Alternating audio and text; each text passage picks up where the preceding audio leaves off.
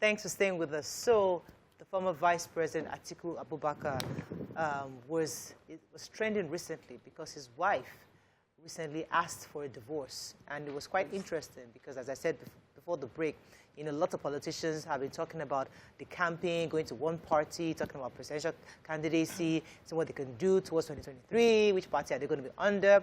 And by the time we heard Atiku's name, it was about his wife. So, Mariam, I'd like you to establish the story so we can discuss it because we want to take out some lessons from this. Go ahead, Mariam. First of all, that was unfair because we have been hearing about other things he's been doing politically before this story came out. Please enlighten me. Yes. So one of his wives, you know, he's a Muslim and he's married to a few wives. So one of them, her name is Jennifer. I think she was quite popular towards the last election when he was running with his running mate, an Igbo person, to just show that one Nigeria thing. And he's used it as an example of how, you know, Nigerian he is because of his wives from different parts of the country. Anyway, so she's asked for a divorce, and she has come out to give her story because she feels like she's been threatened by the former vice president's aides. She says since she had asked for divorce, she's been followed, her calls monitored, and all she wants is just a peaceful, you know, dissolution of the marriage.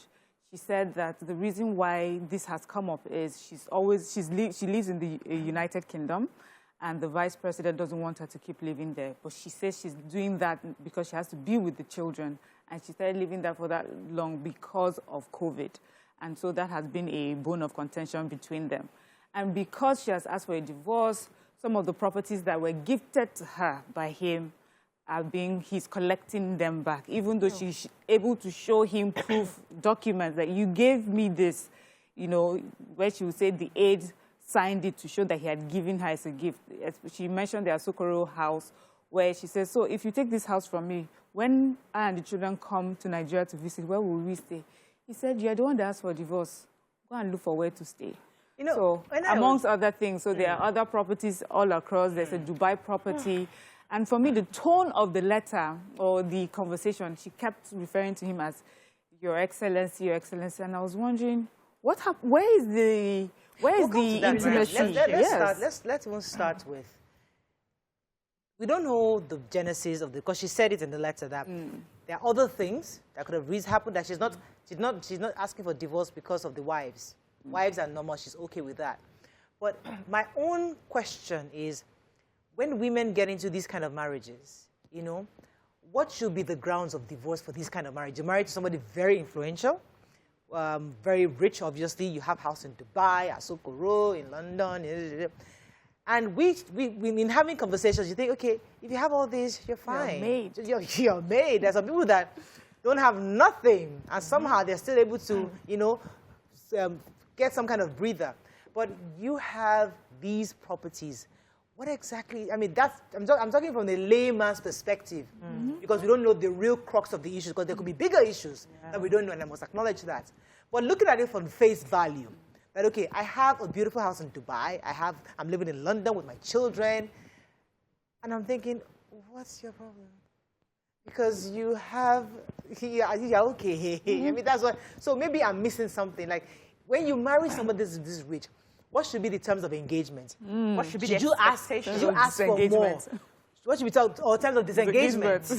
Should you ask for more? Do you still need the lovey-dovey? Do you still need the attention? What should be your expectations? What should your expectations? If you're married to an Atiku, for example, if I'm married to an Atiku, do I want him to be coming to say, give me good night kisses, or I don't want that. Just give me the house, I'll be good. Really? You think so?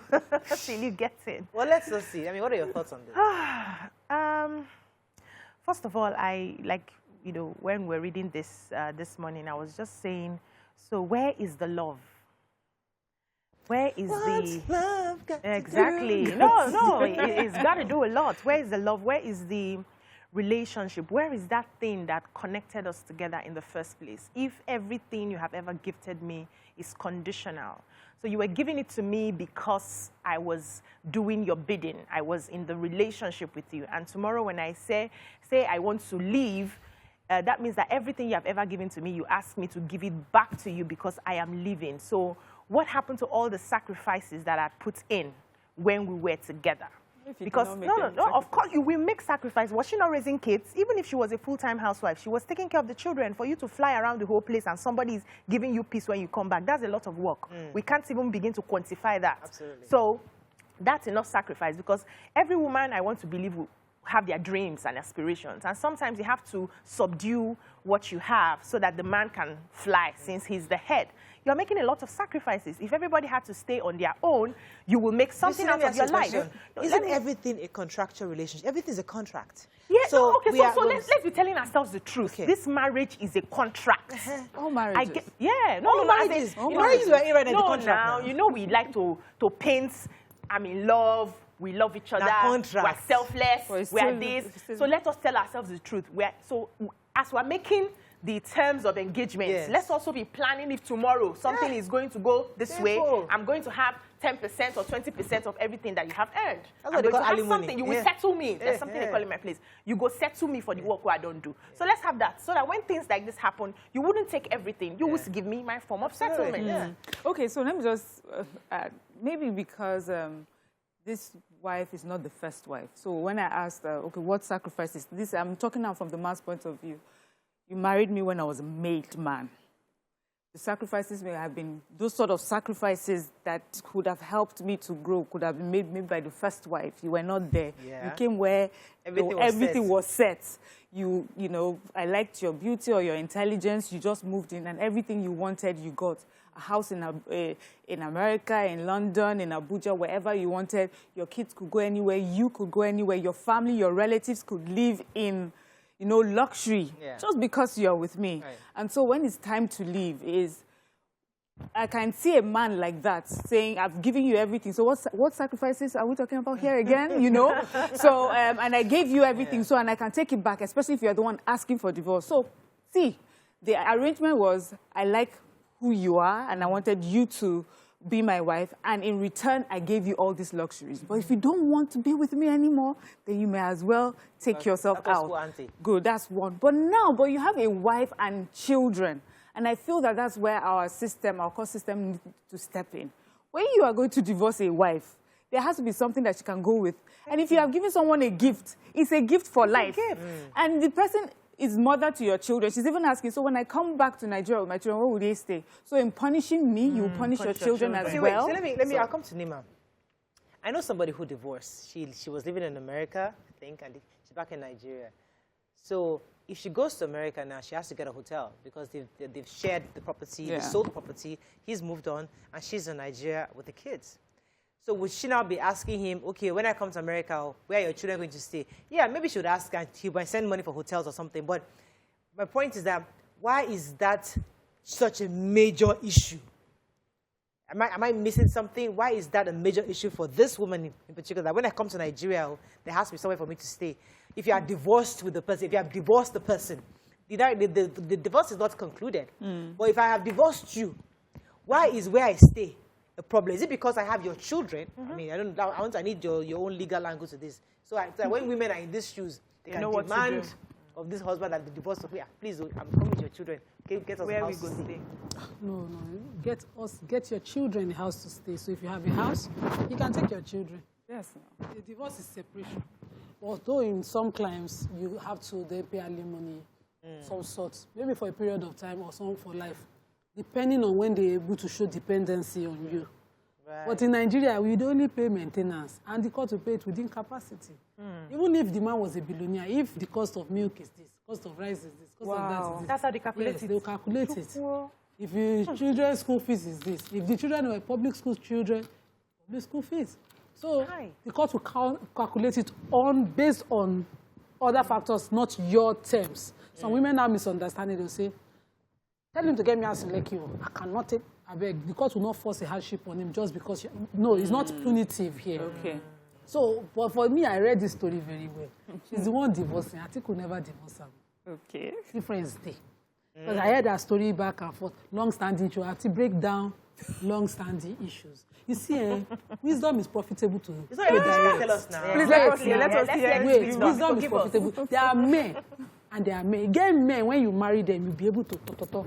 When you marry a man, you call him His Excellency. Let's see. You know the level. You have to have wisdom. If they are monitoring your phone, my husband, they're monitoring my phone, I don't like it. And you'll be wiser. This man obviously is not divorcing her. He's saying the benefits and comfort you enjoy, continue to enjoy them, but you cannot divorce. Remember there was drama around this marriage when they married? Yeah. Serious drama.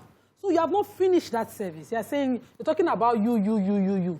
Now you are saying you want to remain in the UK with his children. He's asking, this is an African man number one, then an African man of a certain class. You want to announce someone carry his children, be going everywhere, and be answering Jennifer. No, now. I know a friend of mine, wait. They will not only understand the culture of Adamawa, they will understand more in the family. Because you just said a few things. You said about two things that are so pungent that we need to really, I don't want us to just gloss over it. So when you call your husband Your Excellency, that in itself, the level difference. That level is a difference. So that my Lord. So it's your Lord. Hey, let's go to break. Let us digest that and see how we can break it and unpack it. Stay with us. We'll be right back.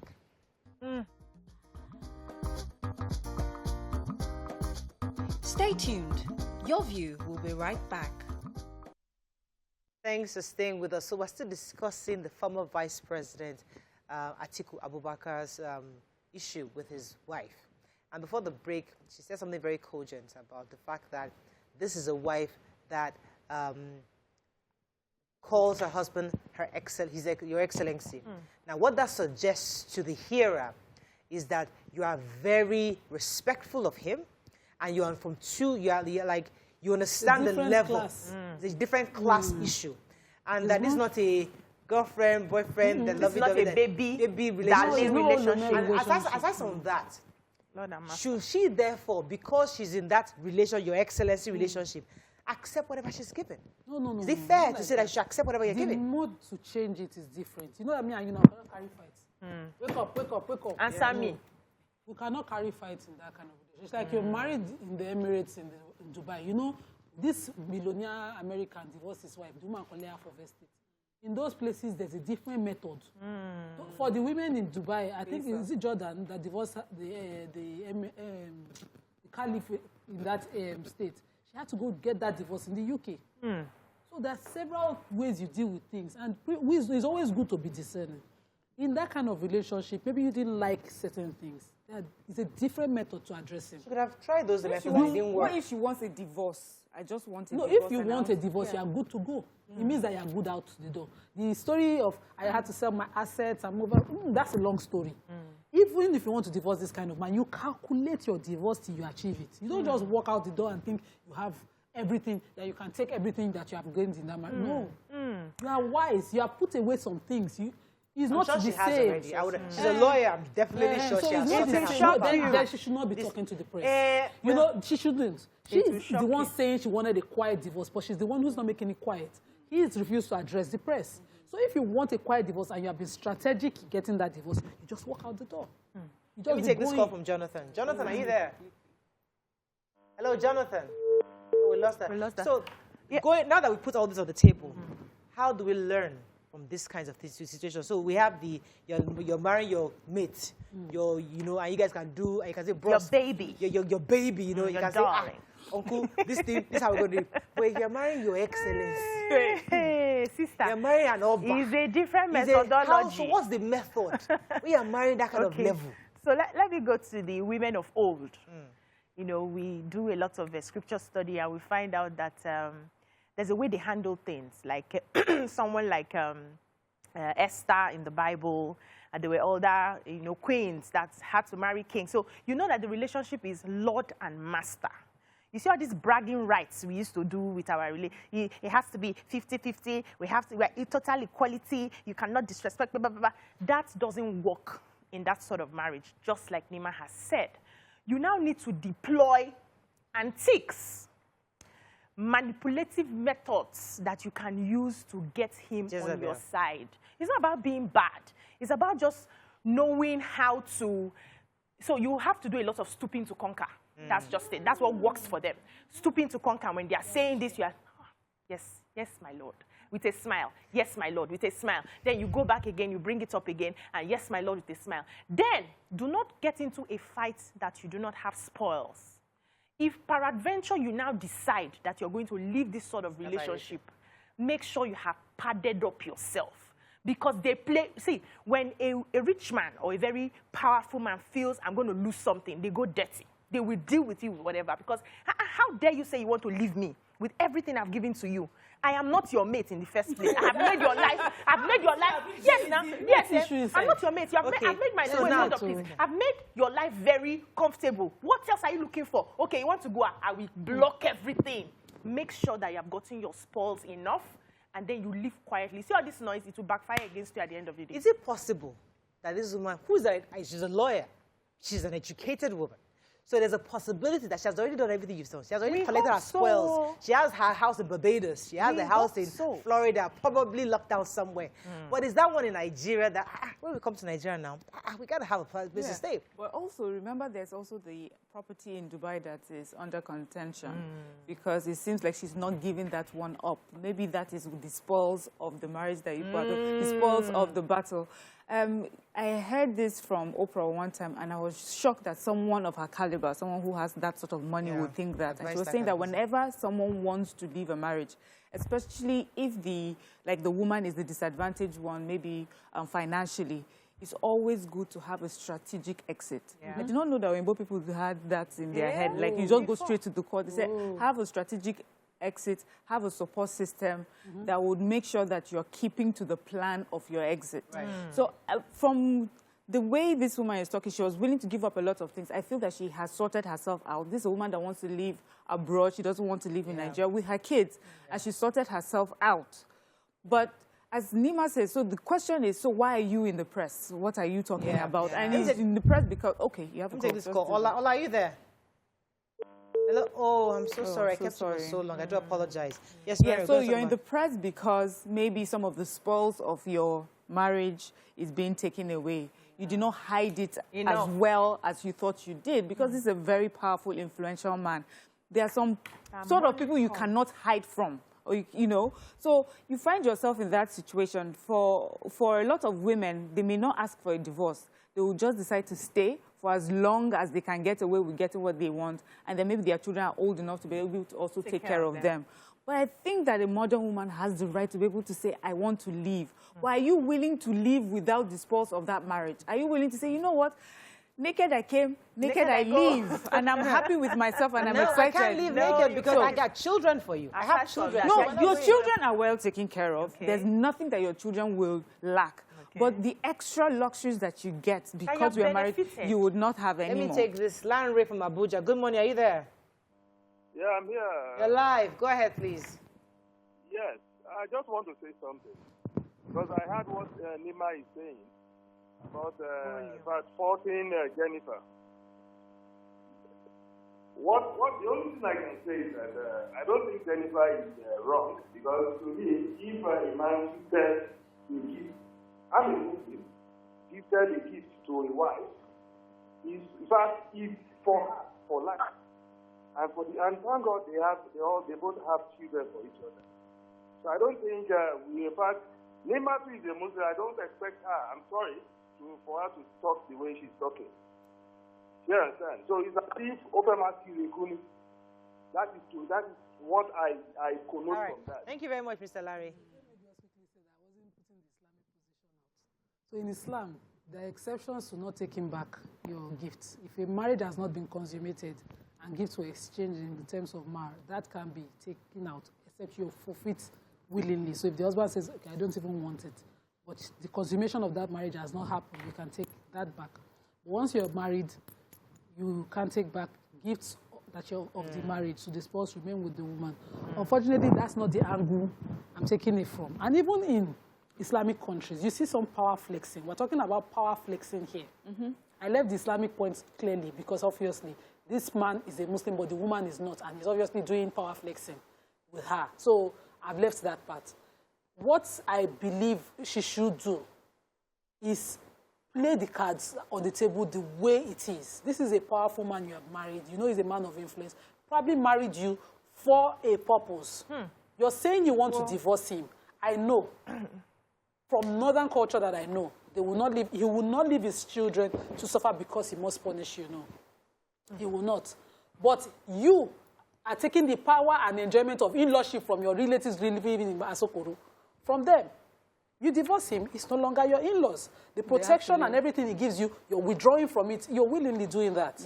Even in Islamic marriages, you divorce him, you take away the protection he's giving to you. If he has certain protection he's giving to you, you're the one saying you want a quiet divorce. You shouldn't be in the news, talking to the press. All right, and let me go on a break. Okay.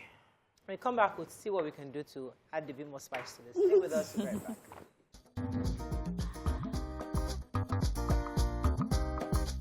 Stay tuned. Your View will be right back.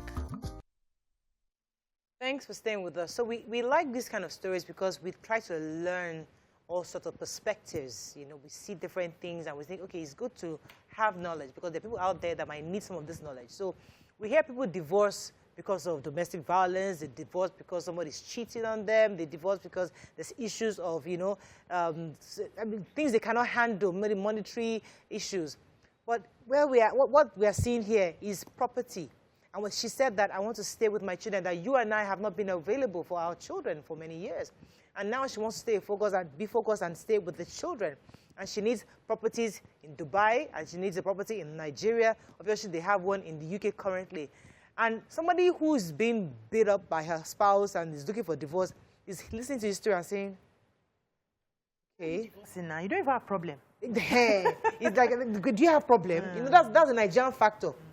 So the question is that, does this woman have an issue? I mean, as I said, we don't have the full details. Yeah. So we must acknowledge that there might be other issues which we're not privy to. But for what we see, does she have grounds? I mean, is there an issue? Yeah. So okay. I was listening to a podcast recently from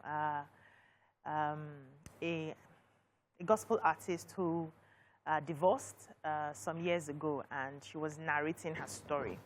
And when I listened, I was waiting to hear what exactly made them divorce. What exactly was the problem? Yeah. I didn't hear. All I heard was we grew apart. Our goals no longer aligned. I didn't hear anything of domestic violence. And I was thinking, she hasn't really told us. Like, I can't pick this story now and say somebody divorced because of this exactly. Yeah. But she just said their goals no longer aligned. And that was enough grounds for her to say, okay, we're no longer working together. Even the scripture says, can two work together except they agree? So they were no longer in agreement, and it was time for people to go their separate ways. So we sitting back, we're always waiting for the very big major stories. Like they punch you, you know, if you stay, you go. They cheat, you go. They lie on you, you go. They do this one, you go. But even the little ones, if it no longer serves you, if it no longer gives you that happiness, because the truth is we all define our happiness differently. Probably when she got into that relationship, they had some moments together. And all of a sudden, the moments were no longer there. Things have changed, political aspirations here and there. We no longer have time to have our family dinner in the evenings once in a while. And the expectations she thought that he would try as much as possible to still find a way to meet up to, he's no longer meeting up and like, come, so I'm no longer happy. Resilience that people tell you to have in marriage. You know where they say, yes, it's about happiness, but sometimes you sacrifice, our parents sacrifice our happiness and joy for the children. Not saying that that is good, because now we are knowing better that you should not be good. Lived your life. Yeah. But looking at weighing the options, that are there, can you really divorce somebody because we've grown apart? Our visions don't align. Yeah. I mean, are those really strong? When you look at it in terms of the children, in terms of the comfort your children are used to, in terms of what you can provide or what you can or cannot be able to provide for your children afterwards. Okay, so I wanted to start from the very first question you asked, BC, which is, I find that many people are not very sympathetic when women of a certain class go through this. Like, rich people's problems. I beg, please save us. You're having, you know, you're enjoying, and you still want to buy property. Ha! This woman, how many properties do you want? You're greedy. Because it's a life that we all just, we dream of, and then here you are living this life and you're about to throw it away. So we usually have very little sympathy for women like that. But the truth is that they are, until you find yourself in their shoes, you would not understand. And I also find that when you're in a marriage where almost everything is provided for, some things that will be small now become big stuff. like goals not aligning. Like, you know, he's not spending time with me, we're not talking. Quality. Meanwhile, if you were both struggling in traffic, you won't think of time. I mean, I see Nima. Nima has this way that she talks to her husband when she's traffic. She straps the phone to her ear. So conversation continues even in traffic. You know, you make a way. But if you had all the luxury to be like, but he did not call. He's meant to call at this time. 7 a.m. So all of a sudden, some things that are small become big. Magnified. Because you've taken care of all those major issues. And then it now shows us it's not about things. It's about just how you feel, what makes you happy. When you stop being happy, no matter what it was, whether it's a big thing or a small thing, when you're not happy, then you're not happy. Absolutely. And then you're not looking for ways to be that was well said. Let me come take to Mariam. Mariam, are you there? Oh, there's a Mariam on the phone. Good morning, you're live. Go ahead, please. Good morning, Mariah. Morning. Okay, so Nima said she's been following the story. I think she's actually contradicting herself with this. The thing is this. The woman, she said she wanted a quiet divorce, but she's coming to the press. Like we rightly know, we're talking about somebody with a lot of influence. We're talking about a man. And we're underrating the woman's intellectual capability. She's intelligent enough to know the kind of man that she's married to. So before she thought the person would dare come to press to start a fight that she cannot finish, a lot has happened. This thing has been in the press anyway, on and off and all that.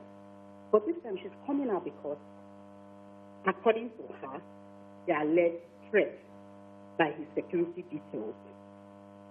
So, you know, when you are married to such a person, you may not just start a fight because you want to start a fight.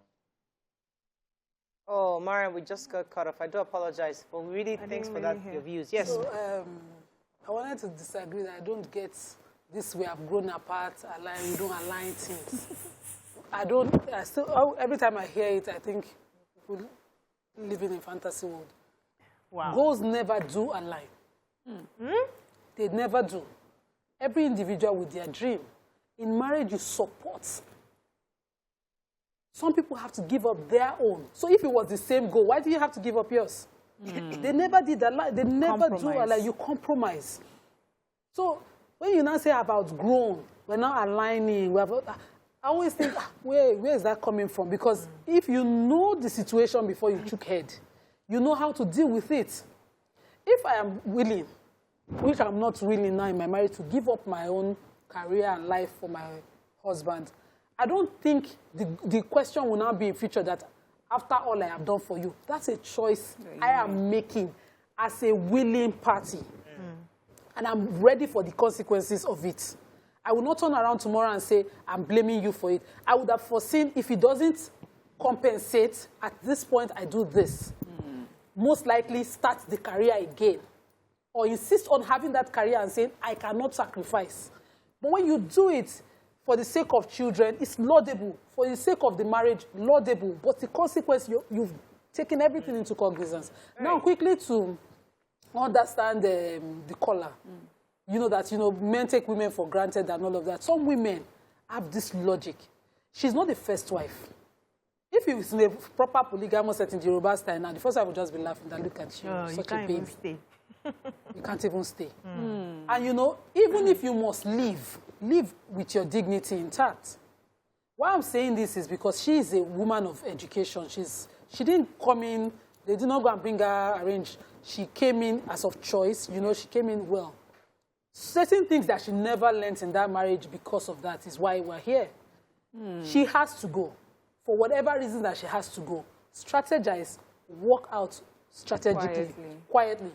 You're thinking, this man probably is thinking, you're doing this now, when I'm trying to vie for elections. Is APC paying you? Upset. Is somebody paying you? And you're saying in the same report. Okay, but the there's something timing, that a keeps lot of recurring. things I'll take Yakub. There's something that keeps recurring. I'll talk about. I think it's Hassan. Good morning. Are you there? Good morning. You're live. Go ahead, please. Good morning, Mariah. Good morning, everybody. Yes. Good morning, Hassan. I am surprised today that Nima is not talking from the ambit of law. She's not taking the other way. Was it because Atiku Abubakar is a strong figure? That's number one. Number two, You see, this woman, she's not just married for the first time. You understand? She's a high society woman, a lawyer that knows her way out. What we are seeing here in this issue is about property. And that property is centrally about the property in Dubai. You understand? Yes. And there's no way you can eat your cake and have it. Atiku is not the kind of person you can just use and dump. That is why you see her trying other ways around. I didn't mean Atiku is a person like us. Nima will stand in and be coaching law here today. I know very well. Yeah, but you see, the issue is very clear. You see, this woman, remember, she had a wedding of her son in Dubai with pomp and circumstance. You understand? And she was highly supported by Atiku. But now she's coming up. How do you expect a woman whose son got married to be conscious of moving somewhere to take care of the children? Please, let us look for another excuse. Thank you very much, Hassan. Thank you very much. So I have to go on a break. But see, I want us to look at this thing from the eye of this woman, the prison of her. The reason why I want us to look at it because if we assume she's an educated, beautiful woman who came in legit, like you said, and she's got everything according to the world, she's perfect life. But she says, I'm done. Can't she just be done and be done in peace? Is she allowed to say, I am done? I don't want, I'm busy by force. Why is that an issue for society? Let's go to the break. When we come back, we'll talk about it through her eyes. Stay with us. We'll be right back.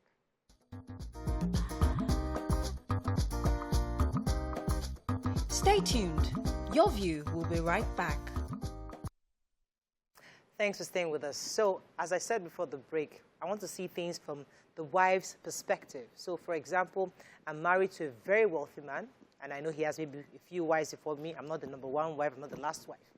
And I said that my children and I haven't really seen him. They've not really seen enough of both of us for quite some time. And I'm done with all the glam. I want to stay with my children. Can't I just up and go? Yes, you gave me a property as a gift. I expect to retain it because it was my gift. You have a few properties in Dubai and other places. I'd like access to that because I have 2 of your children. Because I know you have hundreds of other properties across the world. I'm only asking for 1. What is so bad in that? Okay, so, sorry, Miriam, let me just quickly put the information out there. What I read, she's the one saying it's a gift. And she also said in the Daily Trust report that he asked her, show me the deed of gifts. Well, how can you give it? No, that one I don't agree with him. Let me tell you why I don't agree with that one. Because I gave you a gift. Would I be asking for the deed also? If I give you property. Yes, the man signed, his 8 signed of a gift. Wisdom. In polygamy, if your husband give you gift, you should collect the receipt. You should deed it, they should put it in deed. Yes. Or else they will put everything together and share it. Yes. Yes. Please say it again. Say it well. For the people listening. In a polygamy, my husband wants to give even in a monogamy. Yes. You put it in deed. Yes. So that they will not pack it together and say 3 children, 4 children. Everybody share equally. So that your own is not in contention. So he didn't give her a deed. So she's saying there's no deed, but she's saying his aide signed it on his behalf to her. Yes. And she's a lawyer. You know, I don't know the capacity that the aide can sign a gift to the wife of his principal. No. People like that, they will have aides that take care of these things. But I guess now that brings up the conversation of prenuptial agreements. We see Oyinbo rich celebrities abroad doing it, and how, you know, when they are divorcing, it's always something that is being asked. So I guess Nigerians now, when you're looking to marry people like that, you have to sit down. If the man, but for Nigeria, I think it works for the vice president, the former vice president, because I don't think we have a law saying that when you leave a marriage, you must give everything 50-50, you know, share everything 50-50 with the wife. And if you're in a polygamous marriage, will you now give her 1/4 of it, you know? But it is important that we start looking at this sort of agreements.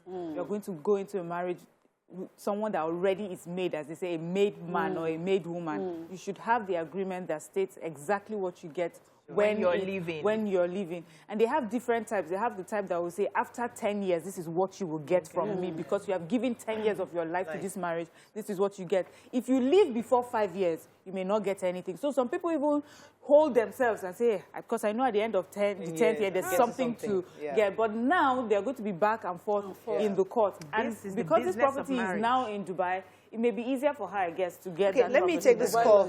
Good morning. Are you there? Yeah, Mariah. You're live. Go ahead, please. Yeah, the truth must be said. Number one, what is our primary motive of marrying Atiku? Okay. Atiku is a wealthy man. I'm saying, why even now? Number one, this man is coming out as normal to contest as the president of this country. Now, why are you now saying you want to divorce this man now? And again, what was your primary motive of marriage? Did you marry this man because of property? That is another question. If this man says, okay, I'm taking so property away from you, at least one out of 3 or 2, thereabouts. Now that you say you want to leave, you can leave without taking that the one at Asokoro or whatever. What is your primary motive of marrying this man? Okay, you want to use this man to acquire wealth or what? Let's be fair. Let's be fair. I think we're a human being. Legally, it's sad. Yes. So, you asked the question: is it okay for someone to say "I'm done" and just wake up and leave? Why it's not so okay in our societies? Because we still want to keep the tenets of marriage, because a successful marriage builds a successful society, the family, the society, the country, and everything at large. And we still try and I understand right now we are all grasping at straws because modernization is coming so fast that a lot of us we're not getting how to even handle it. So for those who can still hold it in, we're still struggling and trying as much as possible to maintain that tenets of marriage. So you cannot wake up. You took a vow in the first place. So you cannot just wake up and say, I got tired, I'm not happy anymore, and up and leave when it's not life-threatening. That's where you're supposed to sit down and have a conversation. How can we make this work? And there was something Nima said that was very important that I wanted to touch on. So every individual has their personal goals. But when you're getting into marriage, you bring your goals together and your goals would have to align. That's the reason for marriage. If you have not had that discussion and you're getting into marriage, you are sleeping on a bicycle. Your goals will find a way to align. Because can two work together except they agree? Now, what happens when somebody says, we no longer align, we are growing apart, is because what we planned initially, the agreement we had, so peradventure, the woman was supposed to stay home and take care of the children, and the man was supposed to work, to earn a living for the family. All of a sudden, the woman decides to say, no, I can't stay home anymore. I want to pursue this career.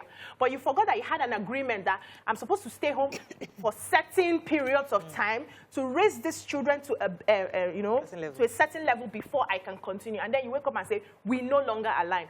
So if your common goal in marriage no longer aligns, it's a problem. If somebody says, we are no longer walking in the same direction, we should not just feel, which problem do you have? I think it's a disservice to that person. So we agree with you, but we're saying that is it enough grounds where the husband can say, okay, you want to work now, so let us rediscuss. That is where, that's where you now have a conversation. This shouldn't be grounds for divorce. No, hold on now. You start from somewhere. You have a problem now. You are no longer aligning, and you want to fix it. So you now present it again. We had a plan that this and this and this, and you are saying that I've changed my mind. Okay, is there any way we can adjust? Is there any way I can come close? You come 50, I come 50. We meet ourselves halfway. And if it doesn't work, that is when you can up and leave. And saying that your goal does not align. No, but don't say because it's not life-threatening that you cannot go. If the goals are not aligned and you feel let me stay on you're that. not going to be happy anymore. What I'm hearing Nima saying, so the man has not agreed. We've agreed from the beginning. Yeah. And we cannot rediscuss. And we got there, we changed it. No. He's not saying you can't change it. We are going to stick to the plan. Now, she's saying, because I have children, 4 children or 3 children right now, I want to start working. But because for the sake of these children, I will stay. That's the sacrifice. I'm sacrificing. Yes. That's what she's saying, that our mothers used to do that. But today, we are using that as a grounds for divorce. So that is what we preach that people will do. But you cannot force everybody to sacrifice. People have their own, the way they have envisioned their life, that this is how I want it. And, well, I promised, I'm sorry, I broke. People break promises. So it's like you're breaking a promise because you have promised something and then you change your mind tomorrow and you're breaking that promise. But if somebody insists that they are going to break this promise, let them go. It's as simple as that. Let me take this call. Stephen, I'll come to you, Nima. Okay. Stephen, are you there? Thanks for calling. Hello, Stephen. Hello, Stephen, you're live. Go ahead, ma'am. Okay. So I understand BC, and it's not for only life-threatening issues that you might have to leave. But this goal not aligning thing, I think I need clarity, more clarity on it, because I don't understand goal not aligning. For some women, they marry a simple man, maybe someone by lineage, royalty, and they never expected it. It just happens. You see some women, they didn't experience it. They don't want to become queen and all that baggage, all that complexity. Yeah. So they say, them just hide, But so those ones are not ready. They can then say, I am. But when you are married together, you're just waking up one morning and saying, goals don't align.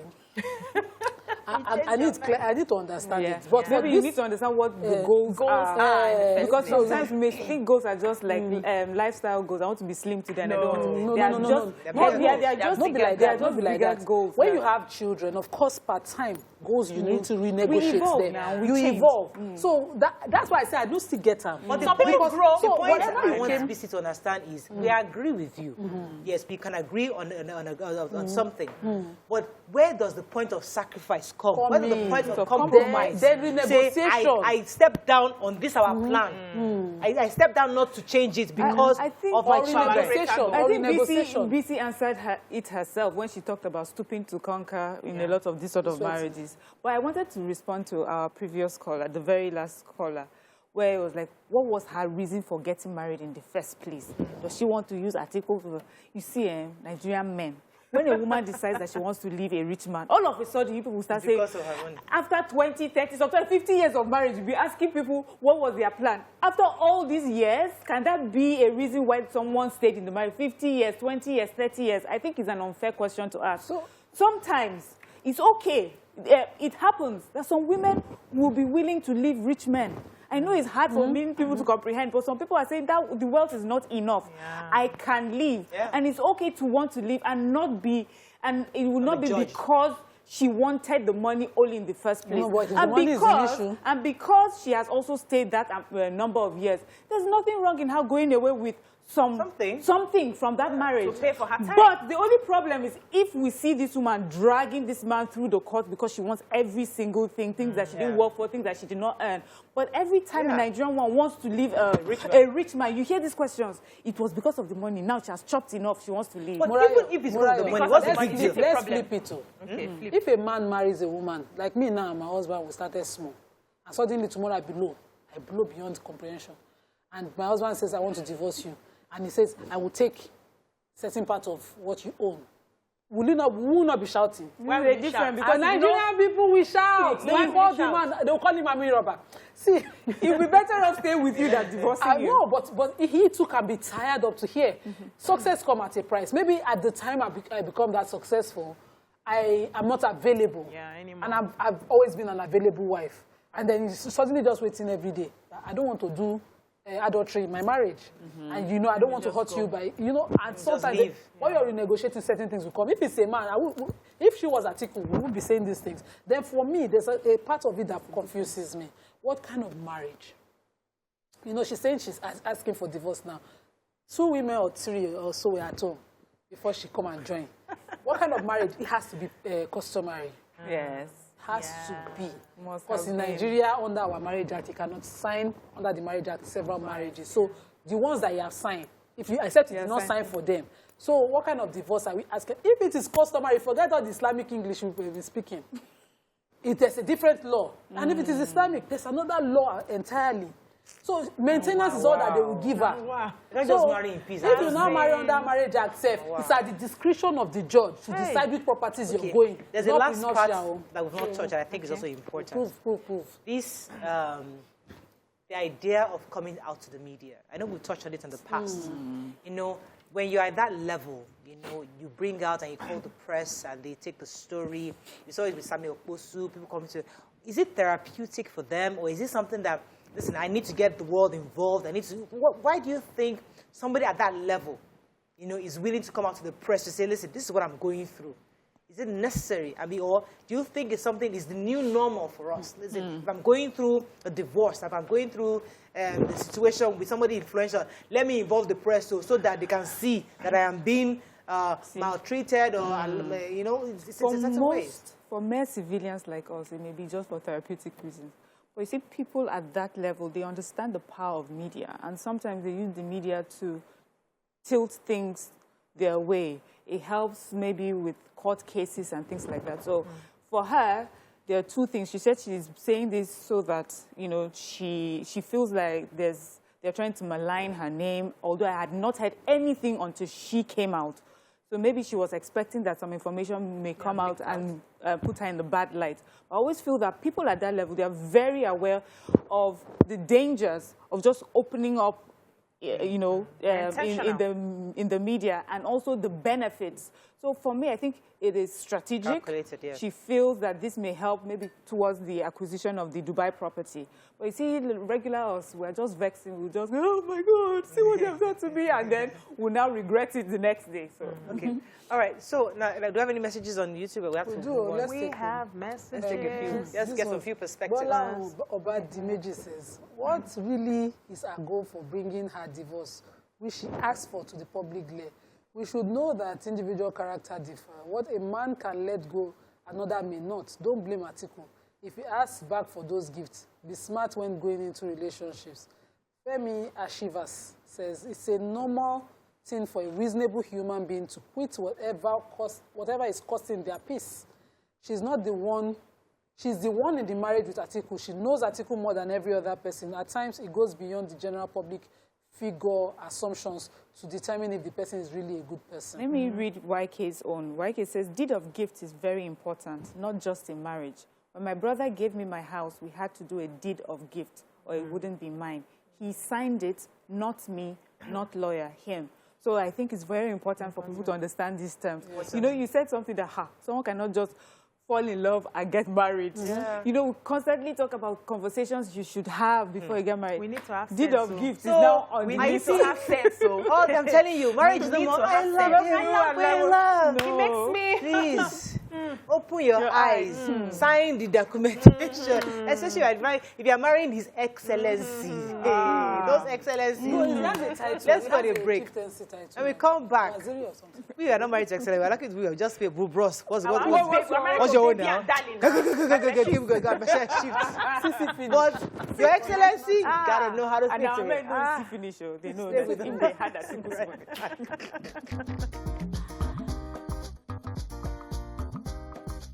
Stay tuned.